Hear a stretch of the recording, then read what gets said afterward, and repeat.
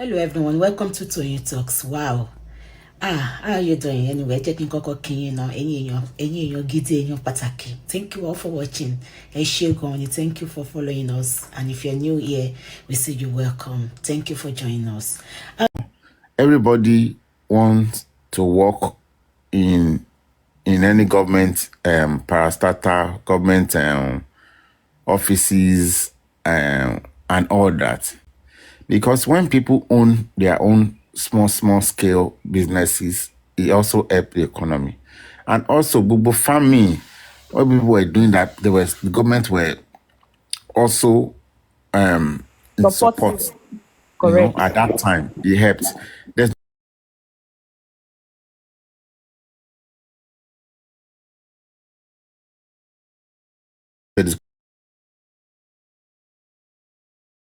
they discover a lot of things in Nigeria. A lot of politicians become very, very greedy. You understand? It changes everything. So that is the major problem in Nigeria. A lot of people don't do business anymore. Before you see somebody, you have a small shop, you'll be selling food stuff, you'll be selling drinks, you'll be selling something. They'll be making a living. But now, probably, and the reason is because of how the economy is. People are not, what do I say now? People are not independent anymore. You understand? Everybody is depending majorly on what comes from the government. Yes, And it cannot work like that. Mr. Shey, I want to say this. Can we now relate that to development? For instance, Emo àwọn ìyá tó máa ń dúró sẹ́gbẹ̀ẹ́ títì tó máa ń tajà. Bóyá ní ojú rin àbí níbi tí ọ̀nà gbàbẹ̀ kọjá tán dẹ̀ ti wà ń bẹ̀ for some 20-15 years, they are making their money. And suddenly their government come and say, you people, in fact, a lot of times they don't give money what notice. They just come, they clear off ibi táwọn ìyá yẹn ti ń tajà. She understand? Of course, they fún wọn ní alternative. But okay, bíbí ní kẹ́ lọ kí gbogbo yín lọ kẹ́ ti lọ máa Cute boss, let me interject you before you go far. Sorry to everybody, but I'm not taking. Sorry, Jackie, Mr. Shey. Let me respond to that, Kid Boss. First Lady and Damn Lord, Kid Boss. You see, the thing is that I will not, because of the way the government has set up a lot of things, everything is going back to them. And because of, the government put a lot of mentality into the citizens in Nigeria, unfortunately, because they have failed completely in their duties. The truth is that government failed completely. There are no program, there are no solutions for a lot of people to access. And that is why people are so scared. A lot of Nigerians are scared of loan. And you don't blame them. That is what they are made to understand. That you cannot take loan. There's nothing like loan. And not just that. What about grants?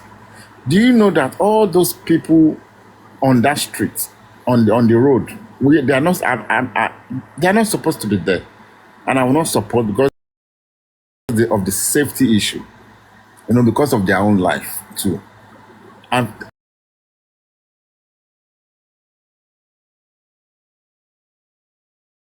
their health. Even outside, much you are eating here, do you know all those dust and all those things will also affect their health? But the thing is that what grants, what program has the government put in place for everybody, citizens, to be able to access? There's nothing like that.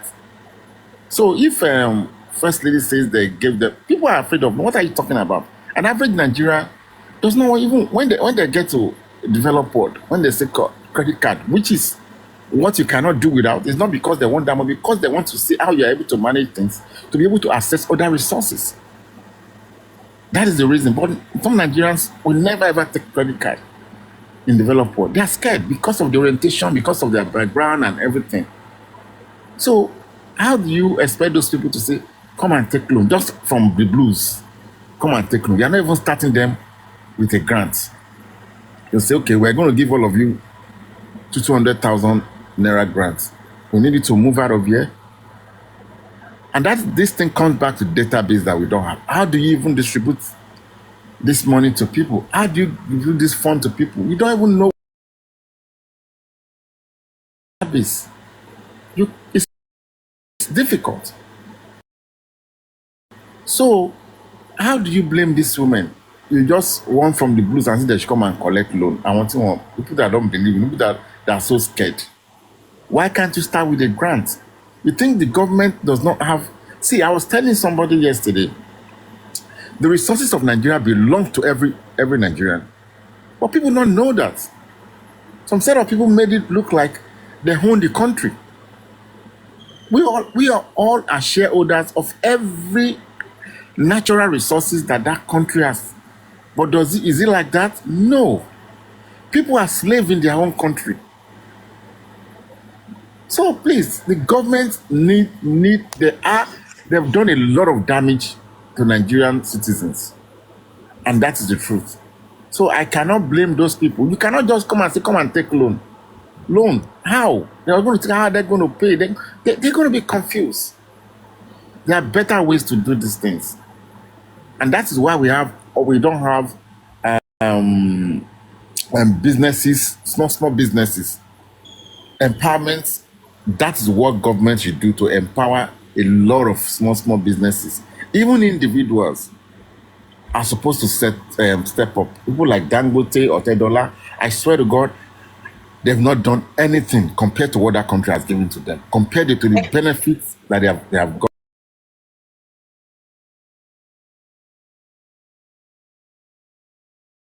from the government. That a lot of Nigerians doesn't have even. Okay, let me respond to that. Thank you, Mr. Shey. Thank you for the insight, and I will tell you some other thing. I happen to have my shop inside the market, and I know I try to study them. I try to study the people around the market and those people buying and those people selling. I will tell you, in your low show láti bá ṣe business. Now, wọ́n ní opportunity láti súnmọ́ ibi tí owó wà, but give them that opportunity, wọ́n á sá lọ. Bóyá because of educational background oníkálukú, because some people doesn't want to acquire more knowledge, like the grant you are talking about, like this dam log.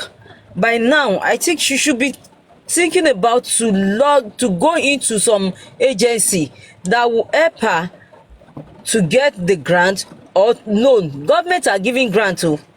They are giving loans as well that you can even pay back for 6 years. You'll be paying it without interest.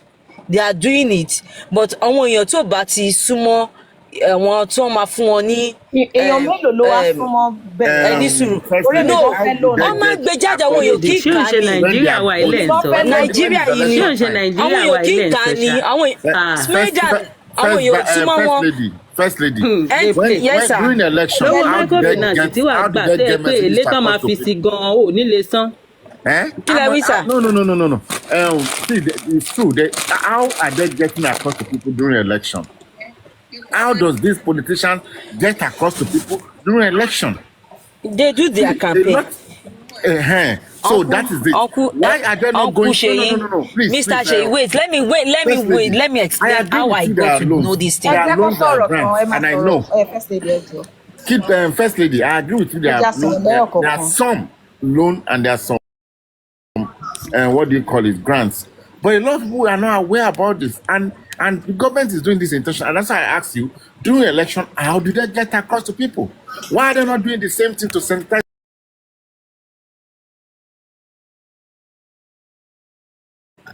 Èmi orí íńtánẹ́ẹ̀tì náà lèmi náà ti rí ipe wọ́n fẹ́ ṣe kan, and I said, okay, let me prognose into this thing. Jẹ́ kí n mọ̀, let me go more. I started going to their website to know what is happening, and I started having that understanding that mo lè join ni àwọn I just made that. Is it everybody?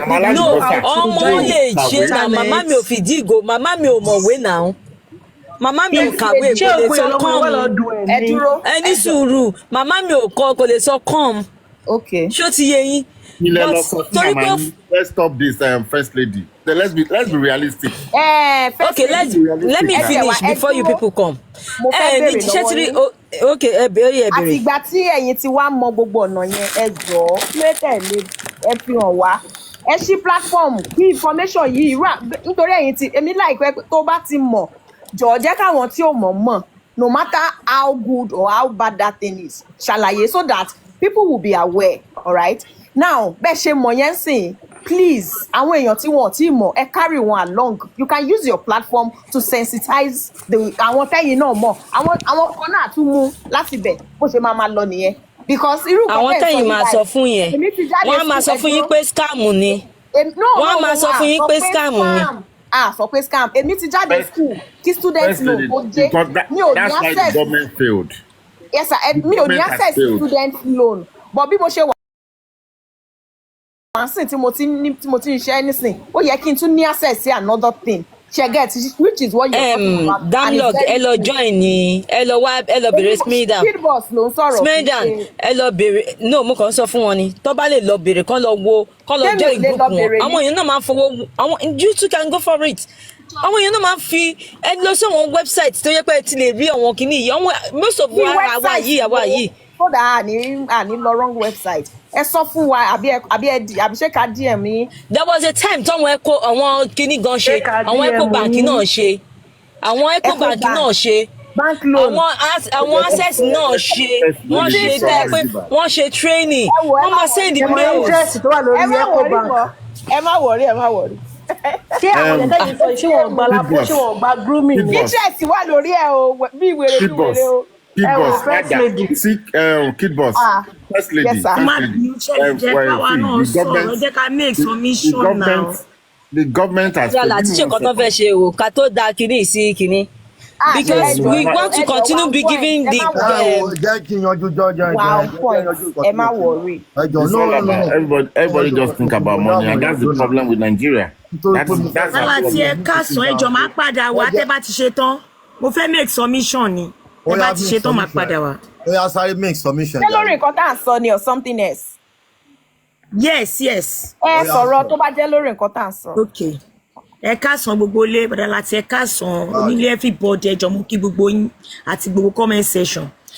ṣe rí àǹtí first lady tẹ́ kọ́kọ́ sọ̀rọ̀ lẹ́ẹ̀kan yẹn èmi ti ṣe poultry farming rí poultry mo ṣì ń ṣe gan mo ṣì ń ṣe lọ́wọ́lọ́wọ́ báyìí mo kàn ti reduce ti tẹ́lẹ̀ lọ ni. Ẹ sọ pé wọ́n máa ń yáyàn lówó it's true òótọ́ lẹ sọ but mo ní kọ́. Okay. Let's continue what we're doing. First lady, the government Mr. failed. Shey. The government has failed. Let's agree. They are no me sọ pé government ò fail government fail owó fún mi. olùkọ́ ló yẹ ká máa fi ṣe citizenship. wọ́n lè máa scan káàkiri fún information. wọ́n lè máa sọ pé lóun ní ìwà ní Nàìjíríà ọ̀rọ̀ Nàìjíríà ọ̀rọ̀ gbogbo wa ní orí. tó wá fẹ́ ṣe election ọmọ ọmọ yín get information across sáwọn Nàìjíríà. àṣẹ máa yá mi lówó fún. turn it vote àwọn èèyàn they know how to get across to the citizens but they cannot put all these things on the news everywhere for people to know. àwọn àmà ní àwọn kan ní ó tọ́ sí àwọn kan ní kò tọ́ sí. Okay, kid boss Mr. Sheyi I want to ẹ̀ ń sọ̀rọ̀ family lẹ́ẹ̀kan ẹ ní sùúrù àǹtí Damlog à ń sọ̀rọ̀ election lẹ́ẹ̀kan à ń sọ̀rọ̀ kíní à ń sọ̀rọ̀ family lẹ́ẹ̀kan I have somebody ní Ọ̀ṣun tó ra hectares of land. ẹ má bínú mà ẹ ká san olórí ẹbí ẹ ká san gbogbo ẹ ká san fún ẹbí mọ̀ bóyá Prince Labi ti wá síbí báyìí lẹ́ni olórí ẹbí lórí ọ̀rọ̀ okay because mo pe wọ́n padà pè lánàá mo pe wọ́n bọ̀ wọ́n gbé call so wọ́n wá padà pè mí so mo dẹ̀ sọ fún wọn wípé a fẹ́ bá wọn sọ̀rọ̀ lórí life ni due to justice for Ọlátúnjí lórí àwọn ọlọ́pàá tó náà ti ń rìn kiri tí ó yẹ kán wà ní àhámọ́ so wọ́n ní pé ó rẹ àwọn díẹ̀ pé àwọn ní typhoid pé bọ̀dọ̀ àwọn máa wá sórí show lénìí wípé àwọn ti gbọ́ nípa ẹ̀ pé ó due to Abuja táwọn ò ráyè lọ ni ò jẹ́ kí àwọn káwọn lè wọ́n fi àwọn ẹni yẹn lẹ́sà but he will be in the best position láti wá sọ mi ìfẹ́ sọ nǹkan tó máa bọ̀ mo sọ fún wọn pé contract kan wá lénìí ni mo ṣe béèrè wípé ṣé wọ́n ti wá. wọn ò tí ì wá. Okay. No problem, sir. First lady, ẹ jẹ́ ká sáré round up ẹ jọ̀ọ́. Fíìmì ṣé fíìmì ti ṣe tán ni? Má bínú, mo ní kọ́ tẹ́lẹ̀ yẹn jẹ́ má bínú, mo ní kọ̀ọ̀kan ni mo ní láti gbé kọ́ yẹn. So mo ṣe poultry yẹn, wọ́n wá fún wa as a farmer gbogbo wa, wọ́n wá fún wa ní form pé a ní group, wọ́n wá fún wa ní form pé wọ́n máa yá wa ní 5 million, government ló fẹ́ yá wa. Ṣé mo pa máa ní leader máa náà tó wọ government office tó ń ṣe gbogbo kinní yìí. A fill form, a ṣe àwọn nǹkan kan tó yẹ pé mi lè máa sọ gbogbo ẹ̀ mi báyìí. Gbà tá ṣe gbogbo àwọn kinní yẹn tán, could you believe pé wọ́n náà máa send owó sọ máa ṣe gbá wọn máa ṣàwó, wọ́n wá wo gbogbo nǹkan tá à ń ṣe o. Mo ń ṣe kí lórúkọ ẹ̀, mo ń ṣe mo ní fish pond, mo ní poultry. Ṣé mo pé wọ́n máa wá wo gbogbo ẹ̀, wọ́n máa wá investigate everything tẹ́ ní, cost of everything tẹ́ ń ṣe, wọ́n máa ṣe, wọ́n ṣe gbogbo ẹ̀. So àwọn tó gbowó yẹn ni àwọn tí wọ́n wà tó jẹ́ pé wọ́n wà nídìí owó yẹn, wọ́n gba owó yẹn jáde, owó yẹn ò dẹ̀ tẹ àwa lọ́wọ́. So àwọn èèyàn ńláńlá yẹn náà máa san lónù yẹn kò dẹ̀ kan àwa lọ́wọ́. Ọjọ́ kan wọ́n wá pè mí ṣé wọn pọ́n máa ní nọ́mbà, wọ́n wá pè mí pé àwọn lóhùn wa báwo la ṣe ń ṣe kinní kan. Mo wá wò pé mi ò gba lóhùn, wọ́n fún mi ní lóhùn, báwo ló ṣe jẹ́ pé wọ́n máa béèrè owó lọ́wọ́ mi. Mo wá lọ bá èèyàn kan tájọ ń ṣe kinní yẹn, group yẹn, wá sí pé àwọn tó wà ní top yẹn pé wọ́n ti gba owó yẹn ni o, pé káwa mọ wọ̀rì bọ́ kọ́ tí ẹ sọ nípa lóhùn ti gọ́ọ̀mẹ̀ntì yẹn òun ni mo fẹ́ sọ nípa ẹ̀ o. Àwọn kan náà ṣàmà put yín through, àwọn kan náà máa gbà jáde, àwọn kan náà máa ṣe gbogbo kinní yẹn. Ẹ wo ti gọ́ọ̀mẹ̀ntì yẹn ní Nàìjíríà èmi ò lè believe ẹ̀. Thank you. Tí ò bá ti sí àwọn kan máa sọ pé àwọn èèyàn ló wà nídìí ọ̀rọ̀. Mr. Ṣèyí, everybody should be able to go and access the money láti gba owó yẹn jáde fún ara wa, àròwó yẹn gbà jáde, wọ́n dẹ̀ lo account number wa, wọ́n lórúkọ wa, mi sọ pé government ò fẹ́. Mo ní kẹ́ ẹ jẹ́ ká wà wá fún ara wa náà. Ẹ jẹ́ ní sùúrù fún mi, ẹ jẹ́ kí first lady sọ̀rọ̀, ẹ jọ̀ọ́. First lady ó yá. Mr. Ṣèyí, ẹ ti rí kan tí mò ń sọ. Mo ní àwa gangan, mi sọ pé government ò fẹ́ o, mi sọ o, tẹ́ bá gbọ́rọ̀ mi láti bẹ̀rẹ̀ o. Mo ní àwa èèyàn gangan kọ́, ṣé a ready láti ṣe the right thing. Ṣèbí èèyàn kan ló lọ gba, àwọn kan náà gba loan yẹn náà. Wọ́n gba loan yẹn jáde lọ́wọ́ government, àwọn náà wá jókòó lé lórí. Àwọn tó dẹ̀ kó gbogbo document wọn lẹ̀ láti same thing tó ṣẹlẹ̀ sí wọn ṣẹlẹ̀ sí mi náà o. I have all the documents tí mo send sí anytime Buhari tí mo send sí wọn fún rice farming everything. First lady, wọ́n gbowó yẹn jáde ṣọ́kò jáde fún wa. First lady, ṣé ẹ gbà pé Nàìjíríà as a country ó fail ó fail àwọn aráàlú wọn? Yes, that's what we are saying. Kò yẹ kẹ́nìkan máa lọ represent ẹnìkan láti. Mi sọ pé government ò fail. Èèyàn fún ara ẹ̀ nǹkan ṣọ̀wọ́n gan ṣe the right thing. Ẹbẹ́yàn náà ni government. Let me finish now. Ẹbẹ́yàn náà ló wà pò government. First lady, you see, Nigerians generally are very, very greed. Don't finish one at religion. You see, let me tell you something. If that's what I'm saying, how does the government get across to people during election? Do you understand? Now, generally, tobacco food. Yes, sir. All right. Yes, sir. Àti tó ń sọ̀rọ̀ yẹn ni mo kàn fẹ́ sáré kán máa wulẹ̀ jẹ́ ká là fún ti kájẹ kókúlà kúrò lẹ́kọ̀ọ́ ẹ̀kọ́ òkọlà. Àwọn pípù yìí ti fail gẹ́gẹ́ bí dájú wa ẹ̀ ṣe sọ. Wọ́n ti fail olórí ní ìfẹ́ ṣépè fún wọn. Wọ́n ti fail. Nínú ìlú tá a wà yìí sí àti ọ̀hún comfort zone. Mo gba £10,000 lẹ́nu ọjọ́ mẹ́ta yìí tí mo fi ṣe business kan wá sí Nàìjíríà. Gbogbo nǹkan tí mo lò lórí fóònù tí mo fi apply fún kí wọ́n ti pé yẹn bóyá ló fi tó 10 million. Wọ́n tó ṣe jẹ́ wípé ẹnìkan ló máa represent ẹnìkan kẹ́ tó lè gbowó jáde ṣe gbàkan ṣàwo kan. Wọ́n ní bí ìpìlẹ̀ bá bàjẹ́ kí ló àbùkù ẹrù ẹ̀ wọ́n lókè lẹ́wọ̀ wò sàlẹ̀. It shouldn't be. Àwọn báǹkì in as much gbogbo àwọn ìyá ọlọ́jà tí wọ́n kàn kówó lọ báǹkì, gbogbo àwọn èèyàn tó kàn kówó lọ báǹkì tó kówó lọ báǹkì, kò sí retí kankan, kò sí fálù kankan, kò sí nǹkan kan tó fẹ́ ṣe fún wọn. Àwọn ìlú yìí sì tó bá ti tó bá ti ń san water account ẹ̀ tó dẹ̀ lówó bó ṣe jáde tó ń wọlé tó ń jáde tó ń fún máa bẹ́ẹ̀ pẹ̀lú interest láti fi loan láti fi ṣe ìṣúná tó kù. Gbogbo àwọn tó ń ṣe construction nígbà tó ń ṣe business nígbà ìjọ tó bá ti fi lè open account lónìí business account lónìí tó dẹ̀ register company lónìí àwọn báńkì ló máa lé ẹ kiri tó dẹ̀ ti rí nǹkan tó fẹ́ ṣe tó ti rí plan ẹ̀ tó ti rí everything báńkì ló máa lé ẹ kiri wọ́n fi gbogbo àwọn nǹkan yẹn jẹ́ kí ó yé everybody wípé you can live with them lọ́kọ̀ ẹ̀ dẹ̀ máa balẹ̀ tí wàá dẹ̀ dá padà. Damage control láti kàn ṣe o èmi ò mọ̀ bóyá wọn ni ìyàwó Tinubu o damage control lọ́kàn ṣe fún wa wọ́n ti fail gbogbo wa dẹ̀ parí pọ̀ lábá wọn wí kọ́tù nǹkan tó dáa ẹ̀kọ́ ètò. Thank you, Kola. Kid Boss, let me just round up. I'm so sorry. You see, First Lady, what we are saying, nobody's saying that they don't have all these things. But what we are saying is that, you see, in Kotobawa, if you say something is available and people cannot get it, then it's not available. Correct. That's the truth. Okay, this man brought the issue of bank.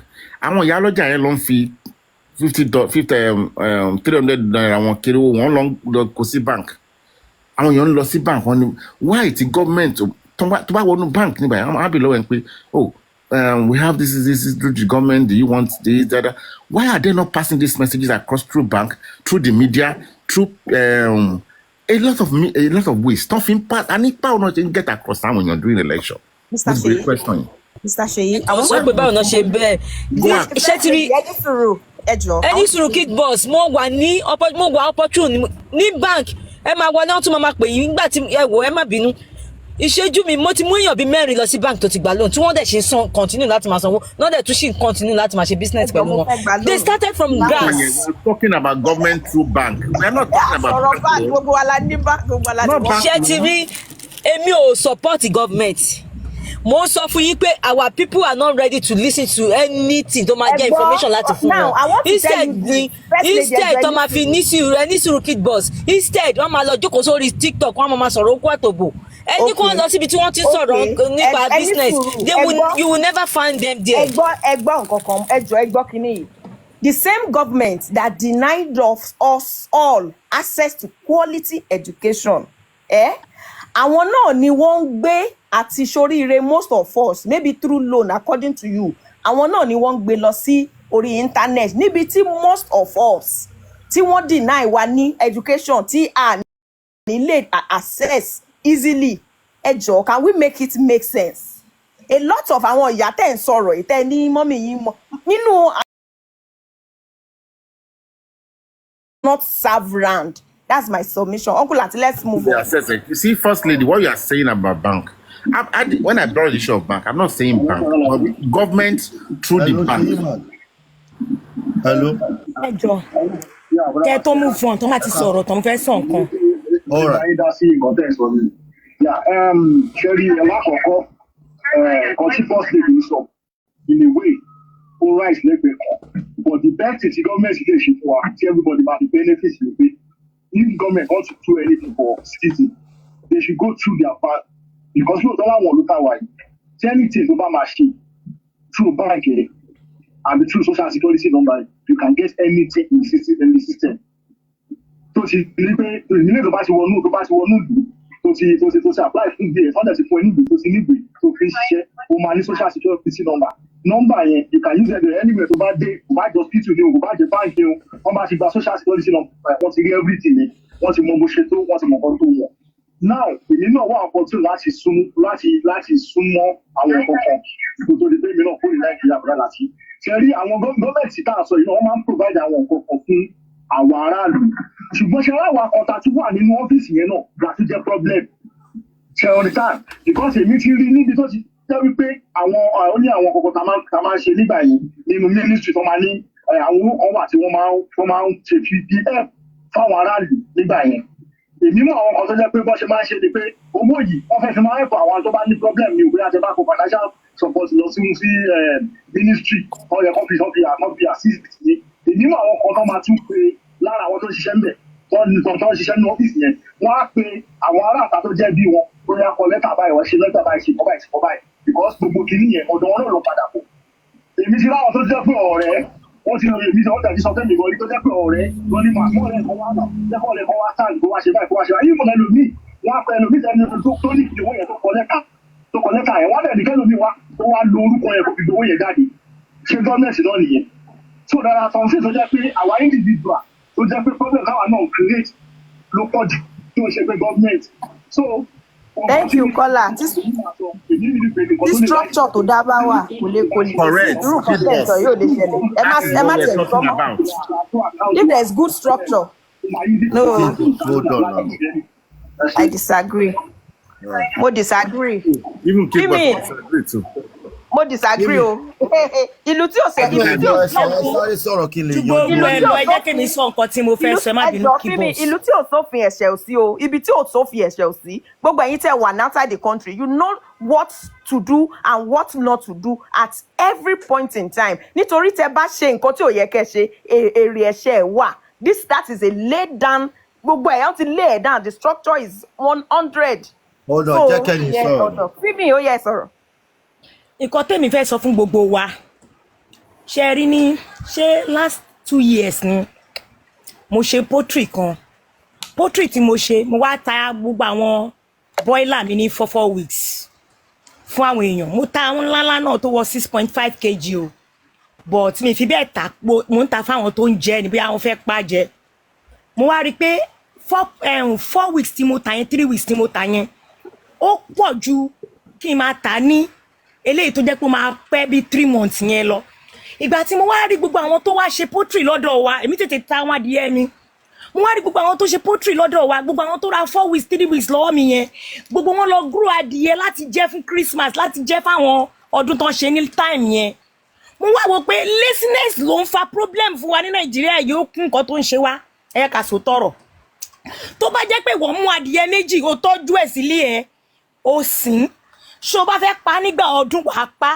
kò ní ní pé wọ́n lọ gbé owó lé adìyẹ kan ò lè rà á tí àwọn èèyàn bá ṣe bẹ́ẹ̀ yẹn ní large team tí gbogbo èèyàn bá ṣe tó bá tẹ̀ pé inú èèyàn 100. Ṣé èèyàn tí ò rẹ̀ǹtì èèyàn tó rẹ̀ǹtì ilé náà lè lọ tó adìẹ because mi ò lè gbà àwọn tó rẹ̀ǹtì ilé ń ṣe lọ́dọ̀ wa dáadáa. Oúnjẹ adìyẹ kọ́tọ́ ọ̀fẹ́ lóúnjẹ adìyẹ mò ń bọ̀ ẹ jẹ́ kí n sọ̀rọ̀ nínú èèyàn 100 tí èèyàn 30 bá lè ṣe é mọ̀ yí pé poverty yẹn ó ń kúrò díẹ̀díẹ̀ nìyẹn nígbà tí èèyàn 30 bá kó lẹ̀ ṣé ẹ mọ̀ pé èèyàn 70 bá tiẹ̀ rà àbí èèyàn 35 ṣé ẹ mọ̀ pé kíní yẹn ń kúrò nínú kó jẹ́ pé èèyàn 10 ló ṣe èèyàn 100 ló fẹ́ jẹ́ nǹkan tó ń cause problem fún wa nílùú yìí nìyẹn ok nísìnyí ẹ ń sọ̀rọ̀ lẹ́ẹ̀kan ẹ ní sùúrù mà ẹ ń sọ̀rọ̀ lẹ́ẹ̀kan yìí pé ẹ̀yin ilé wa àwọn garden kéékèèké ká máa fi gbìn nǹkan lára ẹ̀ náà làwọn kinní yìí máa dínkù ṣé à ń jẹ fresh thing nísìnyí a kì í jẹ irú ọ̀rẹ́ mi kan wá ó dé láti ìlú òyìnbó ilẹ̀ ibi tó wà kò dáa mo dẹ̀ bá lọ ra black soil mo bá ra 20 tons méjì a dẹ̀ lọ kó gbẹ̀ẹ̀ràn a lọ sanwó gbẹ̀ẹ̀ràn a kó wá síbẹ̀ a dẹ̀ ṣe ó gbìn nǹkan sí nǹkan yẹn ló ń jẹ dèní ó máa gbàgbàdo sí ó máa wẹ̀ tiẹ̀ ó máa ṣe gbogbo ẹ̀ látìgbà tó ti dé láti Germany fry ló ń ṣe nǹkan tó ń gbìn tó ń jẹ ó ṣe ata síbẹ̀ ó ṣe tomato síbẹ̀ ọ̀lẹ náà wà nínú nǹkan tó ń ṣe wá ní Nàìjíríà jẹ́ àsòótọ́ fúnra wa ẹlẹ́mìí ní gádì kékeré tó lè fi maintain rẹ̀ tó lè máa já nǹkan díẹ̀díẹ̀ ẹ jẹ́ kó sọ̀rọ̀ mọ́. ó dàn jẹ́ ó sọ̀rọ̀ tán. mo fẹ́ bí wọ́n ní nǹkan náà ni wọ́n á sọ pọ̀. ẹ béèrè question yín. ok ẹni tí ó gbìn nǹkan tó ẹni tó gbìn ẹjọ́ ẹni tó gbìn nǹkan tó ń jẹ yẹn for instance ó wá ní God forbid ó ní health issue or ó fẹ́ ra imported materials ṣé owó tí ó fi gbìn tó fi ra nǹkan àbí owó nǹkan tó ń gbìn tó ń tà yẹn ní cheap price yẹn ló máa lọ fi kojú imported prices. no kò ta sister mi mo náà ń jẹ oúnjẹ kò ta ó fún benefit rẹ̀ lèmi sọ. adìyẹ tí wọ́n ń ta adìyẹ tó máa tà ní owó kékeré pé tí gbogbo èèyàn bá ń sìn ó máa jẹ́ kó cheap. èmi wá sọ fún wọn béèrè lọ́wọ́ yín pé tẹ́ bá wá tí gbogbo yín bá ta adìyẹ kẹ́ ta adìyẹ ní 10,000 kẹ́ wá nídìí bóyá tetracycline àbí ẹ nídìí oògùn infection. How do you tackle that? Àwọn imported goods tẹ́ ń lò tẹ́ nílò láti lò tẹ́ pé they are must for you. How do you sort that side? Anagbo tó dá Nàìjíríà. Àǹtí mi ok kí n tó lè ta adìyẹ ní 4 weeks ma mo ti máa fún wọn ní mo ti máa inject wọn ní ẹ̀ẹ̀mejì kí n tó lè tọ́ adìyẹ ní 4 weeks mo ti máa fún wọn ní vaccine wọn àǹtí mi